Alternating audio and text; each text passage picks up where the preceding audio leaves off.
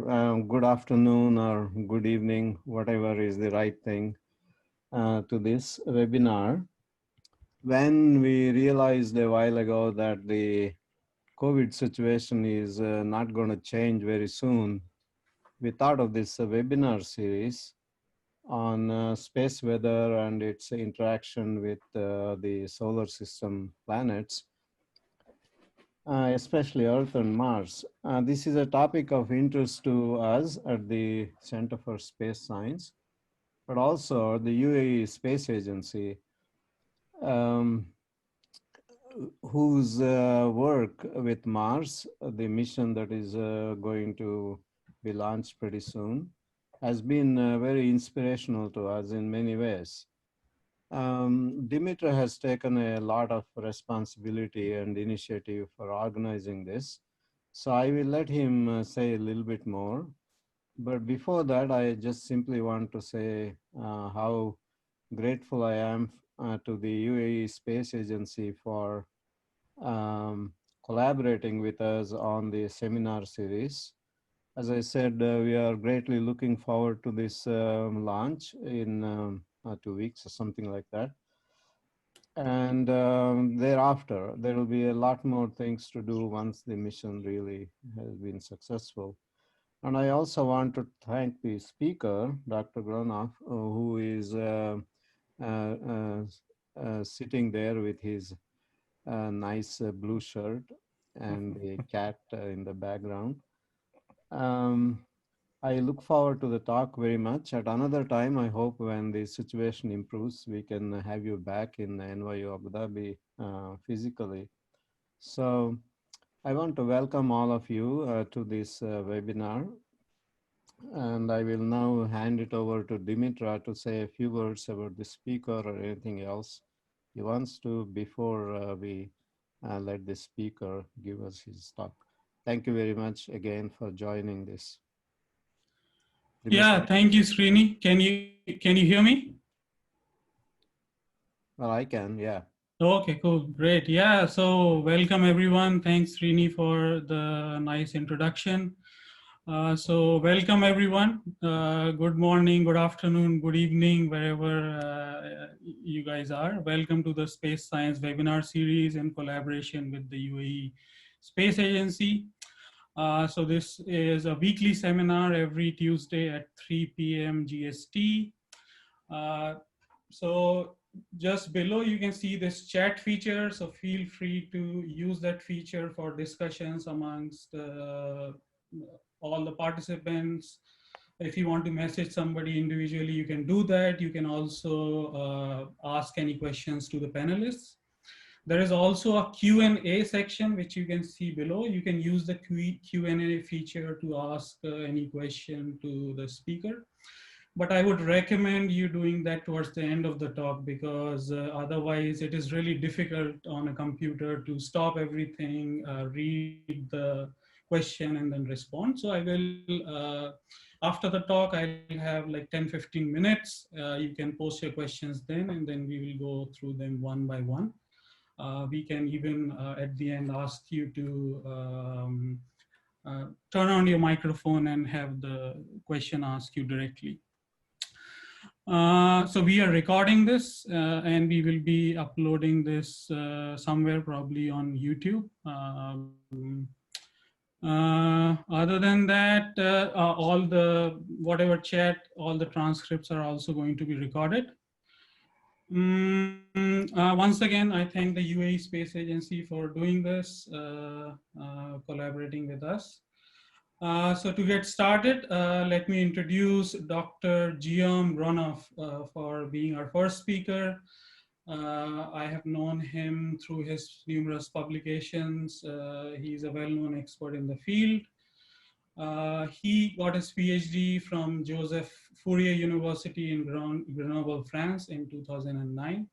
After that, he moved to the US. He started as a postdoc at NASA Langley Research Center in Virginia, and has been there ever since. He has a very large body of work on how radiation interacts with planetary atmospheres. Thank you, Guillaume, for agreeing to do this. It's 7 o'clock in the morning for us on the East Coast.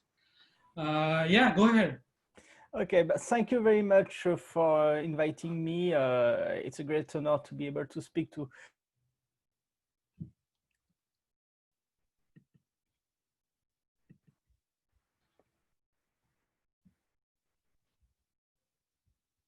I will go and speak a little bit about my work on cosmic rays and on the solar system's atmosphere, the impact of the system and atmosphere. And really, it's speaking about all what this cosmic ray do in the solar system right now, did in the evolution of the solar system, and what are the evolution, the impact for the space exploration? What are the challenges for the space exploration? So that's it's a large part of the work, but I'm really doing this to explain the whole breadth of what the cosmic ray problematic is for us. So I cannot do that seminar without thanking all my collaborators, friends, and the co-author on the different projects that I have been working on for this presentation. There is not enough space in this slide and actually in the whole presentation to list everybody. So I am sorry for if you don't see your name and you have worked with me. I am just putting a little bit of the people and the funds, people who funded me. So through the different team, but everybody is extremely important for this work. So let's start. Here we are going to speak about the GCR and SCP. So when I say that GCR SCP, that's everybody says it like that. It's a galactic cosmic ray and solar energetic particle event. That's very important in the solar system and beyond because it's very energetic ionizing radiation. They have impact in radio protection problems. So typically for astronauts, we think a lot about the problem of radio protection, but it's not only that. Even for the instrumentation, it's very important to have a good idea of how to protect this instrument in a very high ionizing radiation environment. And one of the points people are really thinking about there, it's the instrument flying near Jupiter. You have a large radiation belt over there, and they can be very dangerous for the instrumentation. In addition to the effects on people and instrument, you also have effects on the atmospheric chemistry, and you have effect on the bodies in themselves.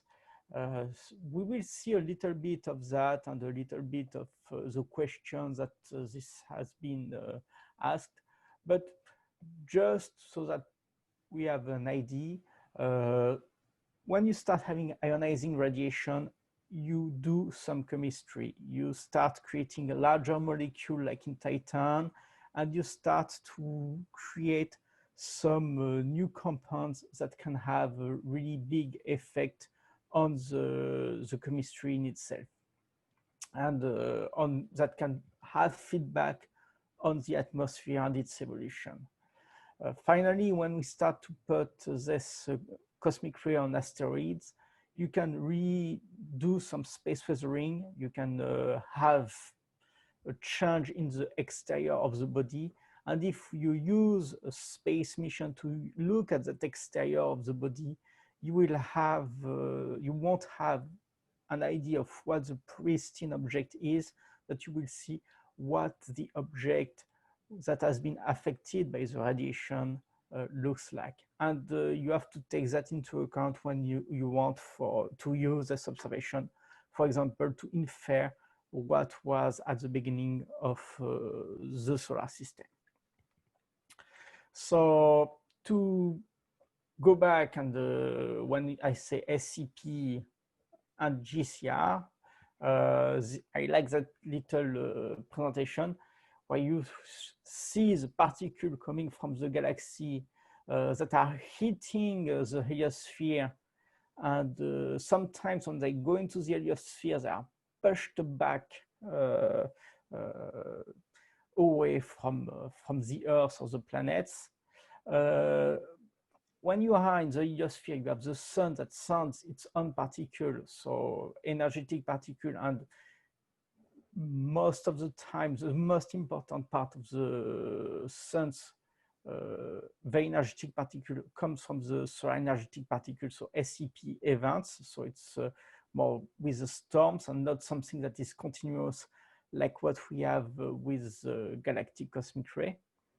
Then when you come near the Earth, you have the magnetosphere that prevents some of the less energetic of this particle to go lower, and we'll see that a little bit more later. And then you have the atmosphere, and you have all the effect and most of the interaction between the cosmic rays and Earth are in the atmosphere. And typically the atmosphere really protects us and prevents this particle to be at a large quantity near the ground.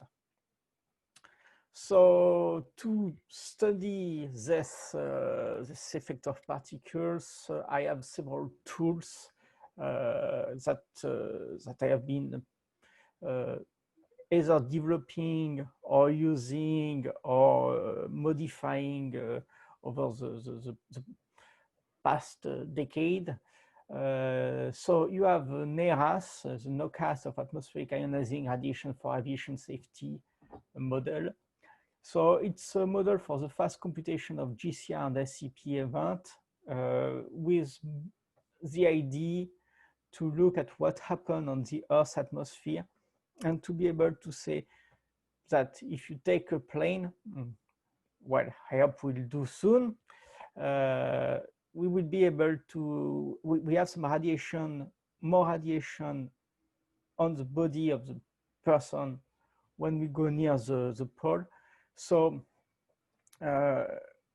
it's a problem because flight personnel is one of the group of people who receive the more radiation per year, and more than people who work in nuclear power plants. So it's important to address how much radiation they get in terms of public safety. So that model is used for that, but has been also used for other kind of research, and has been used for looking at Mars, for example. You have the planetocosmic model that has been, it's a GEANT4 based model that has been really developed to look at the cosmic ray at all the planets. It's much more accurate than NERAS in the sense that we use much more physics in the model, but it's a Monte Carlo model, so it takes a lot of time to run it. And on top of this model, I have my aeroplanets model that doesn't look like at cosmic ray and SCP event, but looks like at the lesser energetic particles, so EUV, XUV photons, electrons up to KeV, protons up to the MeV. And that allows to have a full picture of the ionization. And it's really my contribution, my first contribution to the field was to put everything together to have a better idea of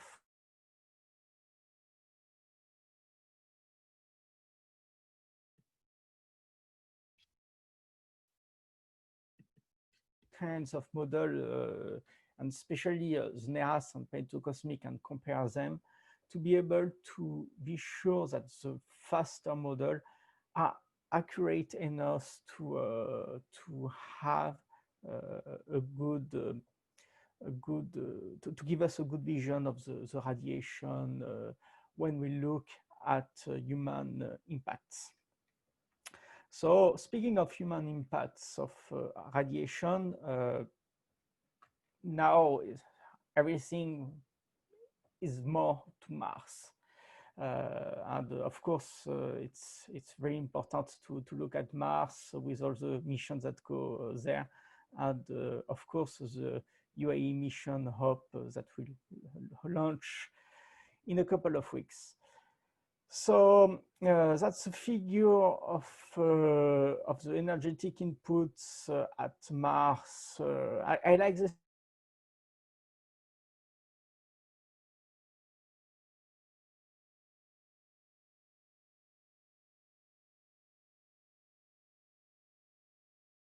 Fluxes.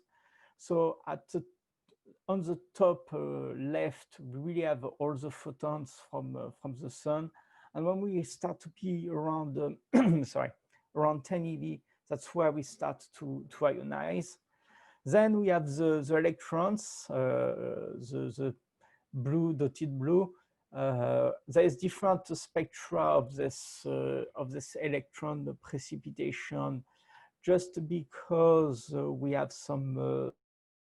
Oh, yeah, I was showing that. So going back to the energy, the higher level of energy. Let me just put, yes, like that.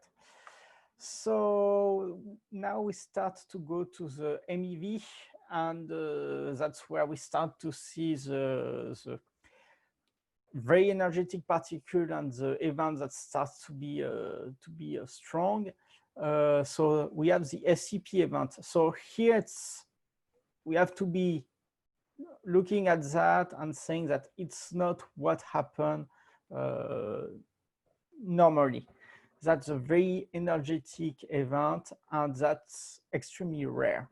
But they exist, and that's something we can address. So typically, you will have way less proton going into Mars, but in that case, sometimes you will have big and strong cosmic ray event, SCP particle event, and that will be dwarfing the cosmic rays at the giga electron volt. And finally, the multicolored at the bottom right, it's all the cosmic rays. So I did show the cosmic ray only for a certain stellar activity.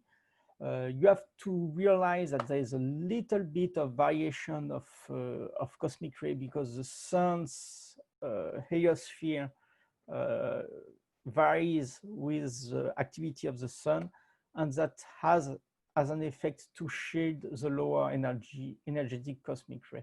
We'll see a figure a little bit more striking about that effect later. And I did put proton, alpha, and the different MH and VH. It's a group of more energetic particles. For example, you have to realize that VH is iron, and even if there's fewer of it, because the particle is more massive, it gives a lot of energy, and it has impact at different altitudes. So now, if we look at an example of computation, you have, for example, low energy protons that can ionize at a high altitude. But if you go back to the cosmic ray fluxes that we have here, now let's go and do the computation. What does it do? So we looked at NERAS and the Planetocosmic, and we look at the protons and the alpha. So basically the two main particles going down there I have some other calculation for this this one, but it's not yet published. So between we did the calculation at Mars for the landing of Curiosity of the ionization rate at the ground for the different particles, and we look at the difference between Planetocosmic and NEAS. Planetocosmic has small error bars here because it's a Monte Carlo model, so we are able to do a little bit of statistics to be able to look at how our calculations varies between each run, and that allows to get a good estimation on the uncertainty that we have from the Monte Carlo calculation. It's not pure error, because if we have a bias, if we don't have the real physics, that is not taken into account into that error bar. So overall, we see that at the ground, at Mars, we have 2 to 3 ionization per second per cubic centimeter, which is quite a large quantity of ionization.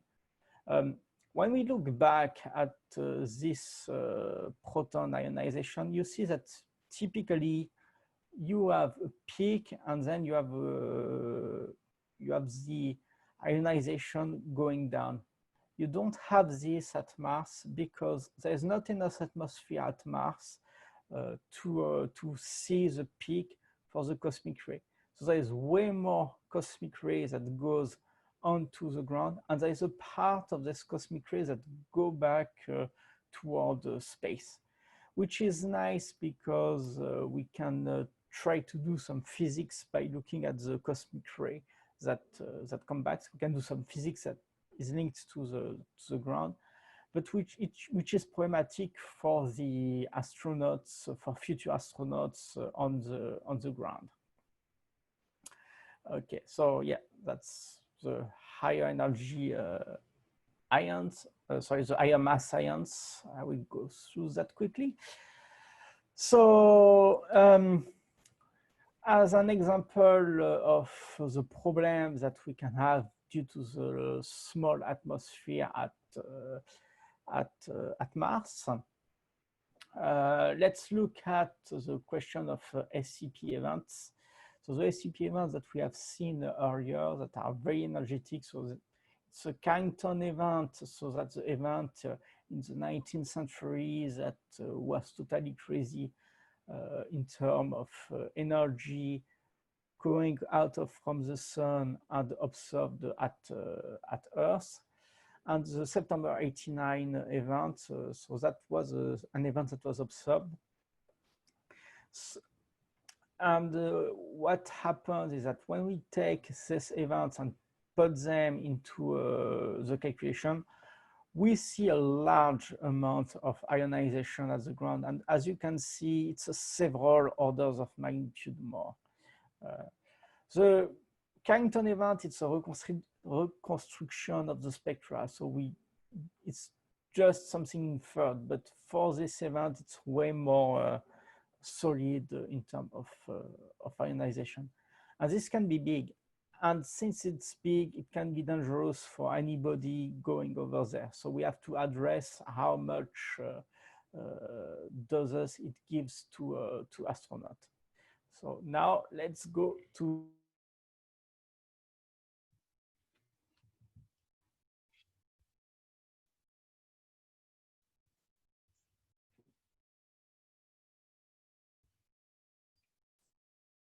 dose. So a dose is so it's really the amount of radiation that is absorbed by the body. And what happens is that we typically put at 20 millisievert the dose that somebody should not go above in a year as a civilian. So a millisievert is a very difficult unit because it's not only the dose in a kilogram of matter, but it's also, it has a weight in function of where it is going. And from which kind of particle it's coming. So for example, if you have a gamma ray, the gamma ray will go through your body, it will deposit some dose, but it will not, it will be less likely to make huge damages to the DNA. For example, it will, hear me? Yeah. Okay. So going back to all this events, so millisievert, it's complicated to compute, but milligray it's more easier to compute. So going there, we took our code and we computed the dose in milligray in the ground, and we have to consider that there is a little bias between milligray and millisievert, but a rule of thumb, you don't want to be above 100 milligray. That's really bad in the duration of a mission. So you want to have just a fewer irradiation than that. And when you look at SCP event computed by both systems, you see that if we have September 89 or Carrington event, we start to have huge amount of radiation coming in a day. So this is where you have to protect your astronauts from going out so that they don't get affected by this radiation. When you look at GCR, it's a little bit better, but you still have to be careful to not put your astronauts too much out in the field, because in 100 days you go easily above 16 milligray, and you can easily go above what is the baseline for everybody. This is a full ionization profile at Mars. I'm going to go a little bit quickly here, but this is what we do when we do computations of everything. And this shows a little bit what is the big comparison between what we have in the top of the atmosphere and at the bottom, still showing that the top of the atmosphere really prevents most of this ionizing radiation to go down, even if those are less energetic and more easier to shield from. And now let's go, since we are speaking about shielding, to the Earth. The Earth has a big difference with Mars. It's a big magnetic field, and a magnetic field has an effect on the particle, on the GCR. It's preventing them to go down to the atmosphere. It can make some of this GCR go back to space.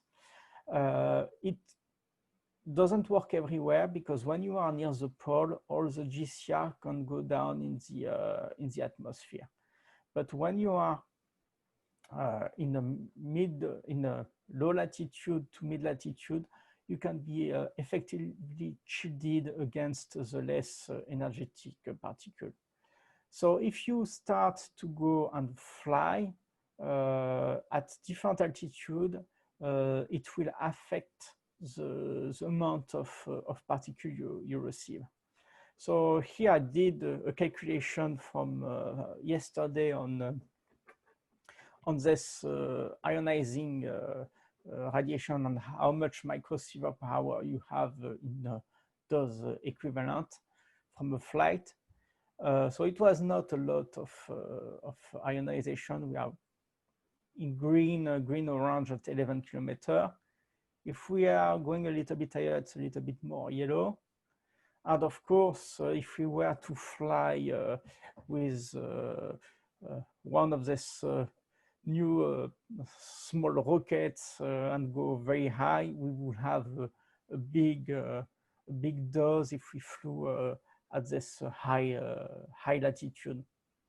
And that's the big advantage of NEAS. It's able to compute all these problems and give us an idea of what would be the dose from flight to more complex vehicle like this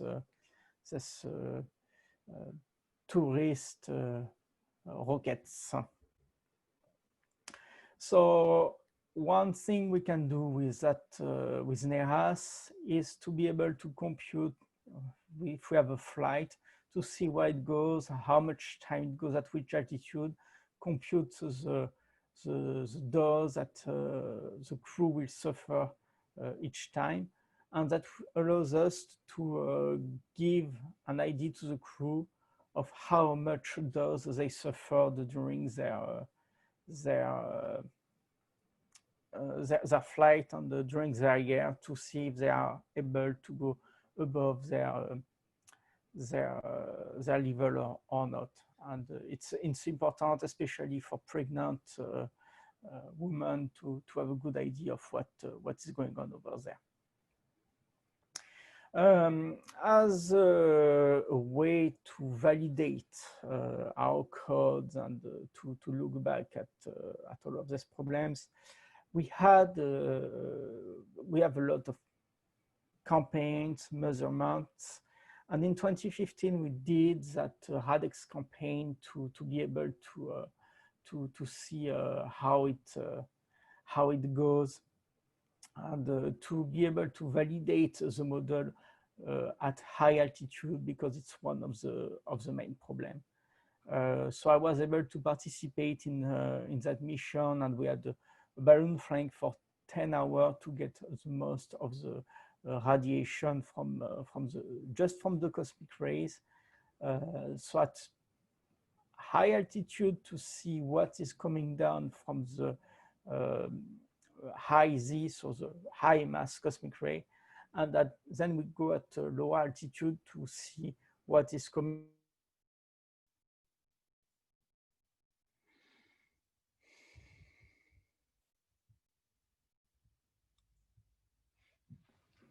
It was quite a complex mission, and my work there was to do some work on shielding of instruments. That's something that we can do with the cosmic ray, the pentacosmic model and the giant force, to see how the shielding of an instrument will affect the dose looked by the instrument. And so it was nice to have this kind of validation, and it's still something that we are analyzing right now to correctly improve the NEAS model and have better estimation of the dose for the crew and for the different flight, and how that will also affect our work on Mars, for example.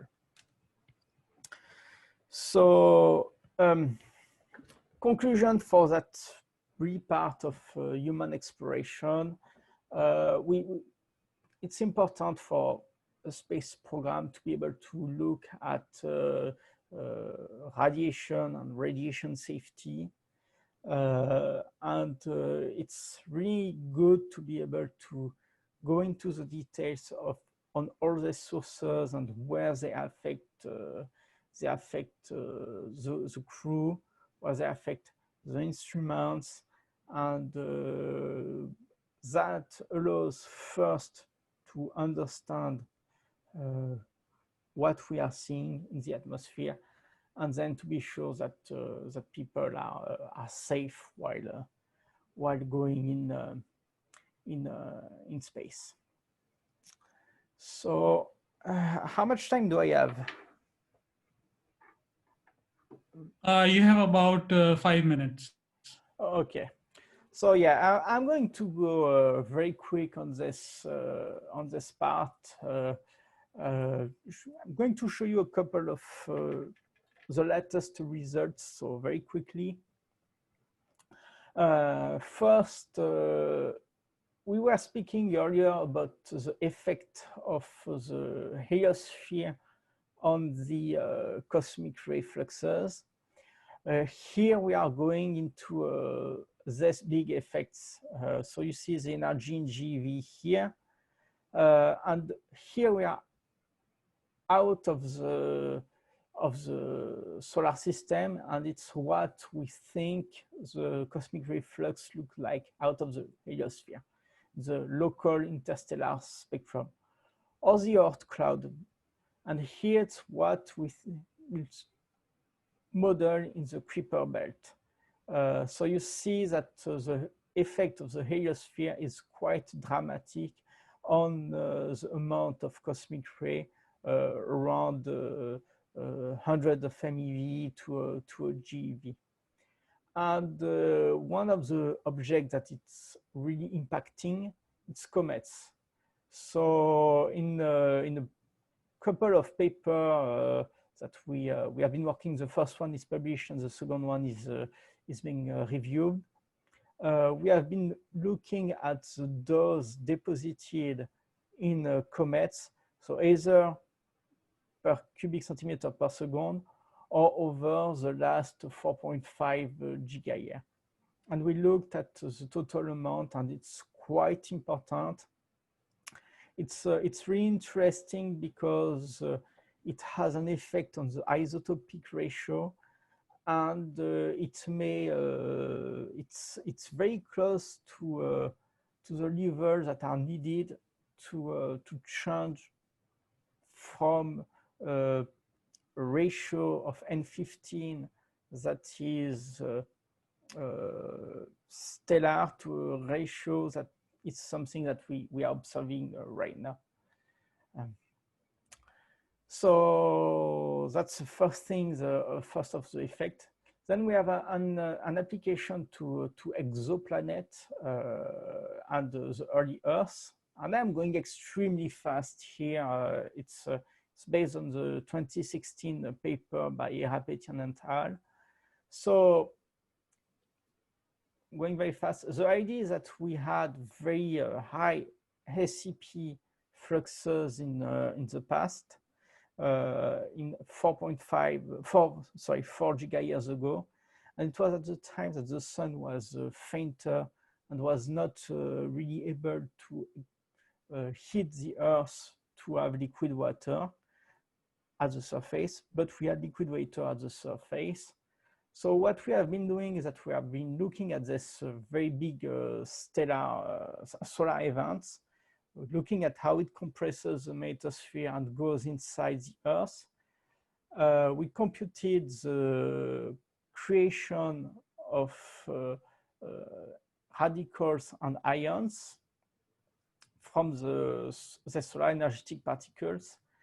And we looked at the creation of greenhouse gases from these events, and especially N2O, which is very difficult to create with other processes because you need to break the triple bond of nitrogen.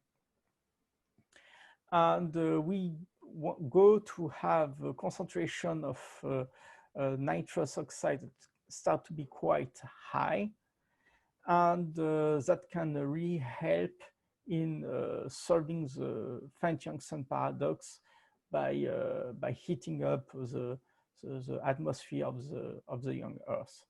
In addition, there is something very interesting with all these processes.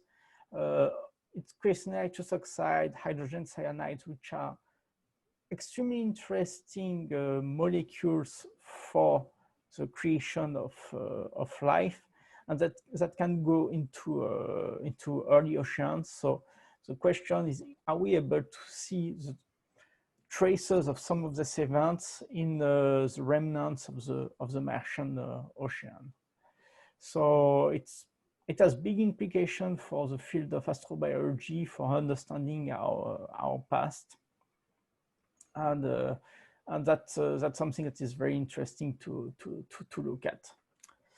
So yeah, we have seen that the cosmic ray are very interesting to are very important to address for space exploration, human space exploration, and for everything, for the instrumentation that goes over there. I've shown you very quickly that it has impact on the weathering of small bodies, and that weathering is something that is important to understand if we want to look at the history of our solar system from the observation of the small bodies. And finally, I've shown you a couple of impact of the SCP event and the cosmic rays on the atmosphere of planet and on the effect of evolution and creation of important molecule for the origin of life, and for everything that is of interest to understand how an atmosphere evolved, and maybe to understand why our Earth was not totally frozen in the past. So there's a lot of work to be done from there. We have way more work to do on that latest hypothesis to improve our chemical model. We have more work to understand the SCP and to better address their effect even on human space exploration. And we have much more work to do to better understand how that affects the upper atmosphere of planet, especially with the prime of the escaping processes and atmospheric evolution. So I am putting here a couple of papers that have been recently published, and that show a couple of the future approach that we are taking here. And well, I will thank you for your attention, and I want to apologize for this little block in my internet here. Okay, that's all for me. Thank you. All right, thanks a lot, Guillaume. Yeah, so let us start with Q&A. Yes, Srini, you can simply ask him. Your mic should be working. I just asked you the question. Can you somehow quantify the effect of all this on communications? Ooh, that's a big question. So there is a communication so are we speaking about the Earth's communication when we start going from satellite? Yeah, satellite communication. So it has so there's two big effects of cosmic ray and SCP on communication. The first effect is really disturbances in the ionosphere, and that will so when we ionize more, we start to create more a different plasma. So the plasma is different, so the plasma frequency is different, and that can cut communication between the ground and the satellites. Usually, it's not a big problem because we are far from the cutting frequencies, but that's something that is, of course, addressed in the code that look at this communication problem.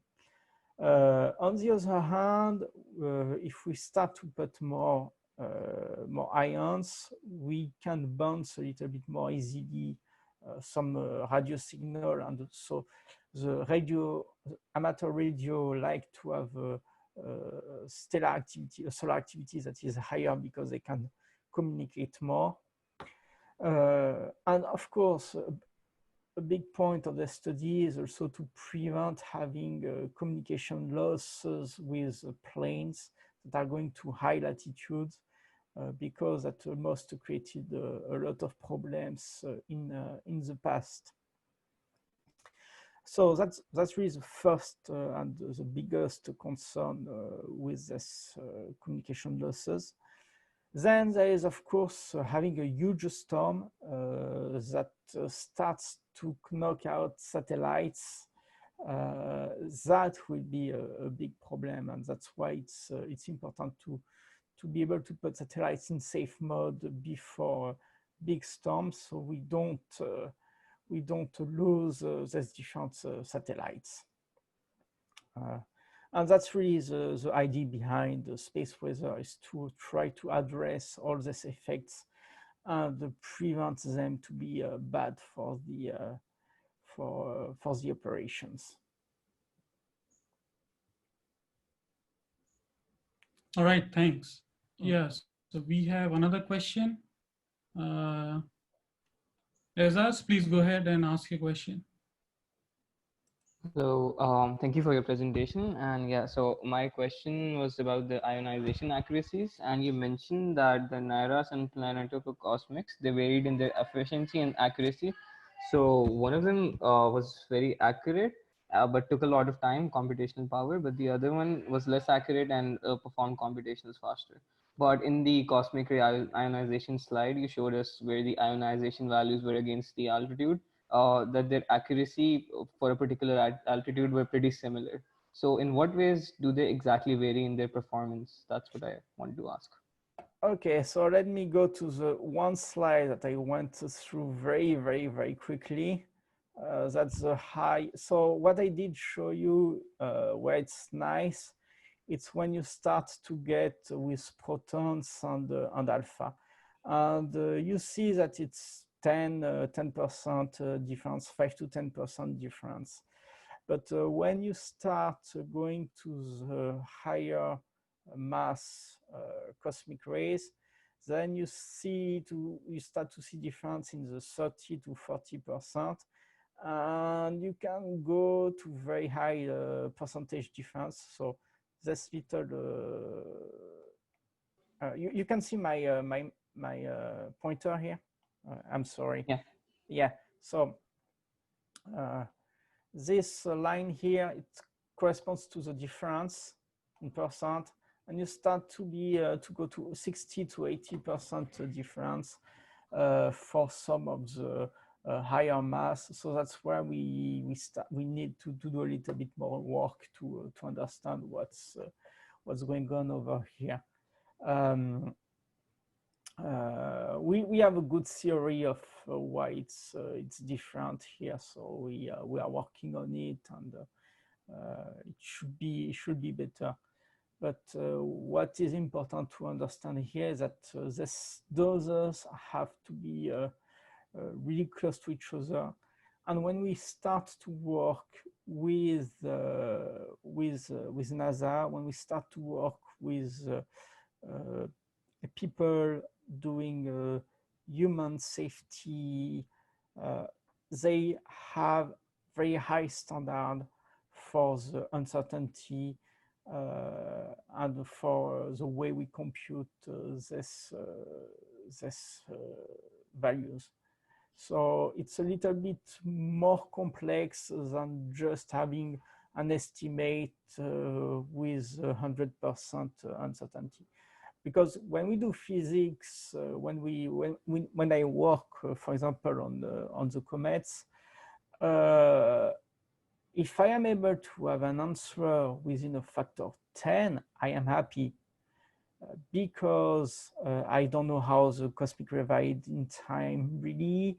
There is a lot of uncertainties about other factors. So having a big estimate of what's going on with a factor 10 is great. In human radiation safety, you don't want a factor 10. That can be the difference between I can go out safely and I am in a high risk. So that's why there is a lot of improvements that is worked on these codes. Okay, thank you. Can I ask another question? Yeah, sure. So these models you have, NERAS and Planet Cosmics or whatever, they're all statistical, right? They're statistical models, not predictive in the normal sense. Oh, I am not sure what you mean here. You don't predict an event, but you sort of predict their statistical behavior. Yeah, I'm predicting the those and from past events, basically. Yeah. So there is a little bit of, it's a little bit different with NERAS right now, because NERAS is an operational nowcasting model. It is looking at the current situation at the sun and tries to see what's going on. We have plans to try to use some of the predictive model of SCP event with NERAS, but that's for now. With SCP event, there's still a lot of uncertainty, but okay. But thank you. Yeah. Yeah, I had a question. So in one slide, you showed that for early solar system, you had hard spectrum SCP events. So how did you calculate that? Okay, so that's the work of Vladimir Apetian. Actually, has a couple of paper lately, and I can send you the data on that. But so it's based on analogies with other stars. On the Kepler data, they look at young G stars, and they were able to look at the frequency of the flares on these young stars. Based on that, they have a lot of very of statistical ways to see the probability to have SCP events. And from these probabilities that are way higher, because it's basically what it is saying is that you have an SCP event of a Carrington class every day or every 2 days. And from there, they were able to reconstruct this flux and have an idea of what it was in the past. In addition to that, and that's really the latest of the work, they have models of how an SCP is produced, and they are trying right now to reconstruct in a more physical basis this spectra of the young sun SCP events. All right, cool, thanks. Mm-hmm. What is the Fein-Young-Sun paradox? What is that? Okay, so yeah, so basically, when you look at the sun, you see that it changes its flux, its visible flux and the IR flux with its age. So that's something that has been looked with other G stars at different stages of their lives. And from this observation and from work on the solar model, it was computed that 4 gigayears ago, the radiative output was about 70% of what it is now. Yes. And with that, Earth and Mars will not have liquid water, but it seems that they had liquid water in that past. So that's why there's a paradox. And so that's why basically we try to look at how to reconciliate this observation with the observation of the sun with the observation of liquid water in the past. Yeah, okay. Thank you.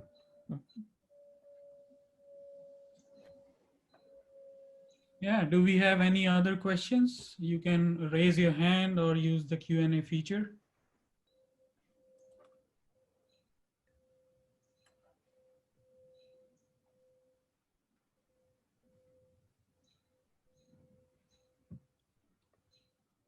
Yeah, if not, then let us thank the speaker. I am applauding on behalf of the audience. Thank you. And yeah, thanks a lot. And Thank you very much. okay. Thank you everyone for participating. Thank you. Yeah, okay. Yeah, see you next week. Okay, bye, guys. See you. Bye-bye. Bye. Thanks a lot.